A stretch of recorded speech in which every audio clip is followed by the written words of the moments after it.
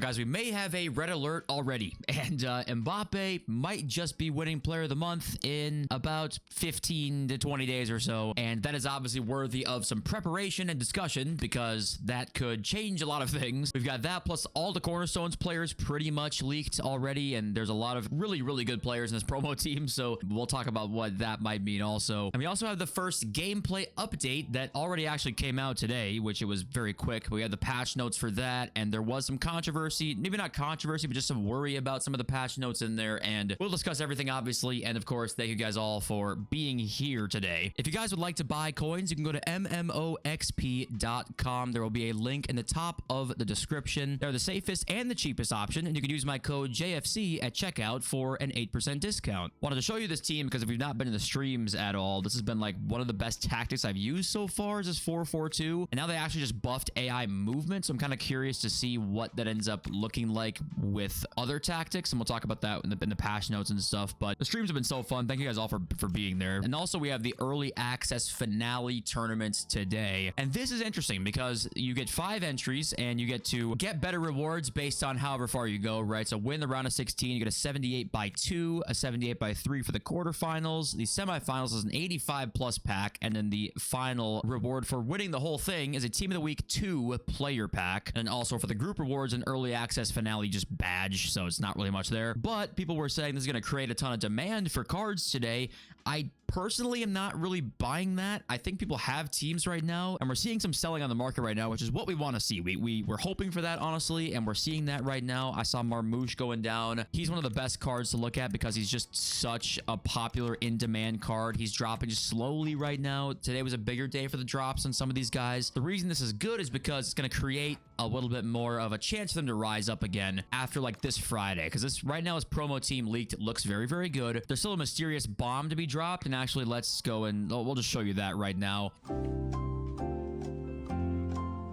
I just realized mysterious bomb to be dropped. Probably didn't really make much sense out of context there, but FUT police leaks right here. If we go down, besides the trading Discord ads, we've got bombas everywhere, and this is a lot of bombas here. And this was at 6:36 a.m., which is 13 hours ago from when I'm recording this video, and he has not said what this is, so we don't know. But this is just a pure engagement bait tweet that usually is an indication on a pretty big thing on the way here. Could be an evolution, could be an SBC, could be an objective, a cup, or something, you know. Almost a million views tweeting out just 25, 35 bomb emojis. Welcome to the age of the leakers. But adding this on, right, panic is the point, right? We can see some panic here on the market. We have been seeing that. We'll talk more about this in just a little bit. We'll get there, but we'll look at the leaks first. And this Friday, I think, is going to be a really nice buy time potentially. So first of all, the biggest SBC leak for Cornerstones right now is Zubimendi. I'm going to assume it's probably the biggest SBC leak of the week. And FUT Police Leaks bomb is going to be an evolution. That's my guess. I can't say for certain, but Zubimendi is leaked to be in Cornerstones, and stats are just predictions here, but this is why he was not in Team of the Week last week. It makes sense. Now, the biggest SBC leak news, obviously, and it's not going to be for a little while, but big potential here for 2 player of the months. 1 player of the month being Kylian Mbappé. Now, Pedri is favorite too. He doesn't really need goals and assists as much as Mbappé does to win player of the month, but Mbappe's got 4 goals and an assist. So odds are it's probably going to be Mbappé, even though I think there is a pretty big chance Mbappé could win this, and they just decide not to do it because under the guise of the power curve, they just might say, we're not going to do this, guys. We're not going to release this SBC. We think it's not worth it, but there is a chance that they just release it anyway, and it's 3.5 million coins in like 10 days or 15 days, and they just say, hey, you can complete it if you want to, because they're going to make money off of that, obviously, off people ripping some store packs to get fodder for Mbappe. So there's a chance more than previous years that we actually just don't see it because they just cancel it, but this is probably going to happen. And then also we have the Prem player of the month, which is probably going to be Erling Haaland if things stay around the same for the last match week, because we still have another match week to go. But they're 2 pretty big SBCs, obviously, and I'm curious to see what EA will end up doing with this. You know, combining these player of the months, Cornerstones, general crash panic in general, it's going to drop the market. Even though it's still many days away, guys. I think Prem player of the month's first is usually like the 2nd week of October, and La Liga is a little bit after that, I believe. FIFA U Team, I think, usually has a schedule. When we get that leaked, then we'll talk about it. And then let's go and take a look at some of the Cornerstones players we got leaks now officially. First one being Federico Valverde. I think the stats here are all predictions, I believe, in all the cards today. Actually, wait, there is one card that is the official card, and that's Nico Williams. So there's been a lot of talk, and you'll see this here. We get to the full picture of like pretty much the full team of the Cornerstones players, and there's been some concern because a lot of the players in this team look like they're very meta players. Now, Nico Williams, seeing his official card here, let's compare this to what his actual card looks like, and you'll see it is like not much of an upgrade. It's an 86 here, 93 pace, 76 shot, 81 passing. This one is basically plus ones. It's plus ones literally everywhere except for physical, right? +2 physical, I want to say. With plus ones in every stat apart from +2 physical. So it is a very small upgrade here. You know, last year I think they're probably up his shooting to 80 and it's passing to 83, but now they're keeping it a little bit smaller, looks like. And I'm going to assume then pretty much all these cards are just going to get like +1s. So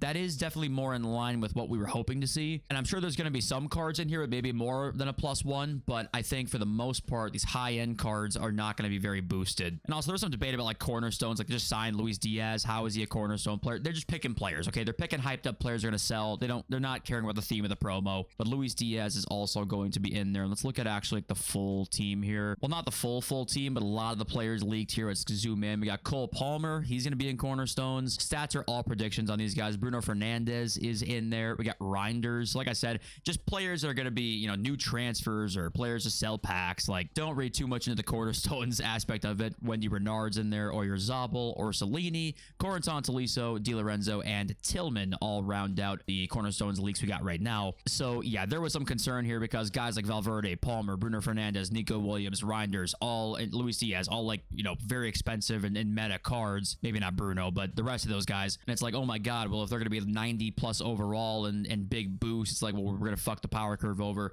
Looks like that's not going to be the case here, hopefully. And also, guys, nice little change from EA here. Cup games now do count for Team of the Week, by the way. They didn't really officially until now. And also on their card, you see this little trophy right here. That means that it's for a cup game. So kind of a little cool change there, making Team of the Week a little bit interesting to some degree. I mean, anything's better, and that's nice. It's a nice change. And we do also have Liga F Player of the Month nominees. I don't know the goals and assist tallies for these ones, but a couple interesting cards in here. The best being Claudia Pina and Debritz, who got a Team of the Week just today. But Pina with a card would be pretty awesome. And then Canales, Lori, Luani, Izagire. So sorry for butchering that. And Zaremba are in there, but Pina and Debritz are the two best ones, and she is just staring into your soul. But Claudia Pina would be a pretty cool card there. I've heard a lot of good things about her. And I think that's it for the leaks. I think we can go look at the update now. I mean, hold on. I do want to give you guys this tip here. So apparently, one of the fastest ways to get 1,000 XP is by doing these manager live objectives. So finish top 4 equals just sim with Man City. Be top of Christmas is sim with PSG. And transfer improvements equals Man City as well. And it does not take very long at all to get some XP here. And then Unique Riggers does say the transfer one's mad quick. Other two I just simmed until they completed. I did have to try the PSG one 3 times though. So a little like, just if you're bored and you're watching a movie or something, go and do this for 1,000 XP. And you can go and play some manager games too and get more XP, but you can just sim pretty quickly and get some XP there.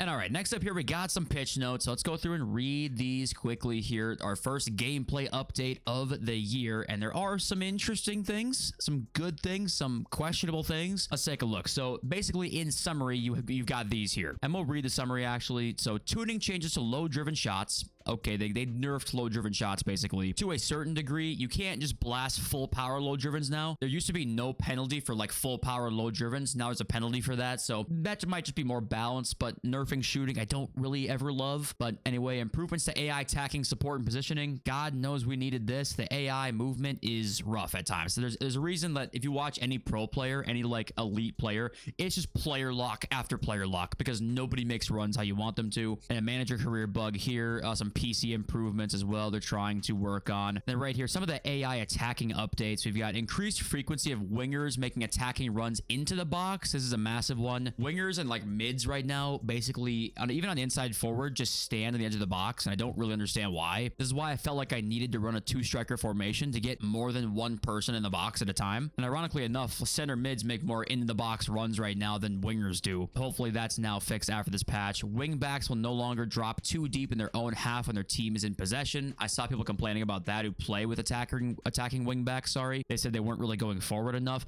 Improved teammate offside awareness, you know, just kind of general AI stuff there, and addressed instances of players not making runs into open space when it could be beneficial. So we can hope that, I think there was one patch last year that did seem to help the AI a little bit. Hopefully that's going to be a similar thing here. Players are pushing too high up the pitch on low depth, I guess. Center backs are now less likely to run wide when marking central attackers. This is a very big one. So this is, I guess, supposed to keep your center backs a little more compact with each other and not be dragged out by a striker who makes a wide run, right? And it sends his winger in behind who's like wide open. I think that's supposed to happen less now, which that was a complaint by a lot of the community. False backs now transition more intelligently to defense. Okay. And some be a goalkeeper stuff here. And then the only really other thing is this, is that they're actually improving ground passes when unexpectedly falling behind the intended receiver. Like ground passes, I guess, are going to be a little bit better. And then right here, driven ground passes are going to be less accurate when you're doing like first time 180-degree driven ground passes. And fix some incorrect shooting animations that occurred when attempting lace shots. And then that is pretty much that. I don't know if they updated the player portraits or not. There's a lot of new ones on the web app right now, and hopefully they're on console now or on PC as well. I can actually just go and look right now. I don't know what, I have the technology to go and look at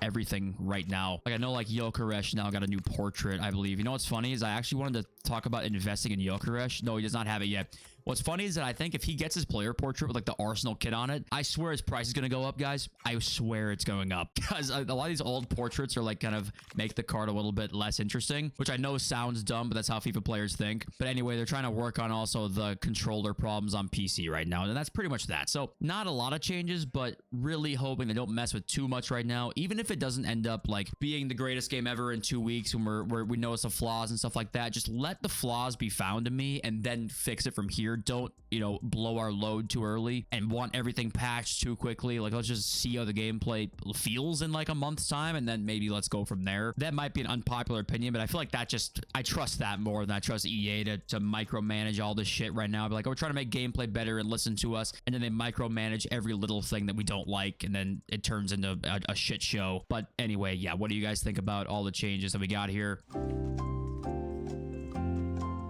But okay, let's talk about the market. And actually, the first thing we will talk about is going back to the console once again. And Rivals rewards, if this is not a glitch, by the way, you know, I expected by now for this to be figured out. I mean, it'd have to be by now. I figured this would be a glitch because, as you guys know, when you go to preview rewards, there is only one option, even though there's supposed to be, I think, multiple options, I want to say. There's a 30-point reward, yeah, right here.